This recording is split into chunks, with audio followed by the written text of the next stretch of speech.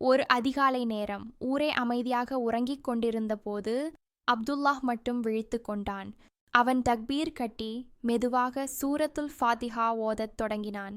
அப்போது இறைவன் அவனுக்கு பதில் கொடுக்கிறான். அப்துல்லாஹ், அல்ஹம்துலில்லாஹி ரபில் ஆலமீன், அனைத்து புகழும் அகிலத்தாரை பரிபாலிக்கும் அல்லாஹுவுக்கே. அப்போது இறைவன், என் அடியான் என்னை புகழ்ந்து விட்டான் என்று பெருமையுடன் கூறினான்.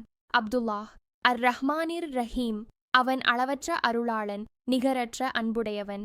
இறைவன் தன் மலக்குகளிடம், என் அடியான் என்னை துதித்துவிட்டான் என்று கூறினான். அப்துல்லாஹ், மாலிகி யௌமித்தீன், அவனே தீர்ப்பு நாளின் அதிபதி. நாளை மறுமை பயம் அவன் மனதில் தோன்றியது.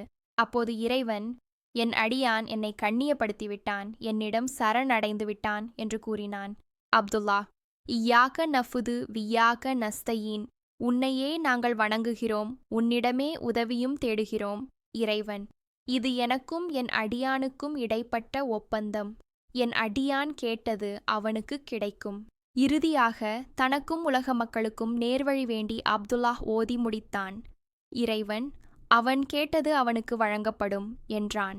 தொழுகையை முடித்துவிட்டு அப்துல்லாஹ்வின் மனம் லேசாக இருந்தது.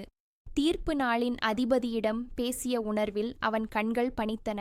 தொழுகை என்பது வெறும் சடங்கு அல்ல, அது அடியானுக்கும் இறைவனுக்கும் இடையிலான நேரடித் தொடர்பு.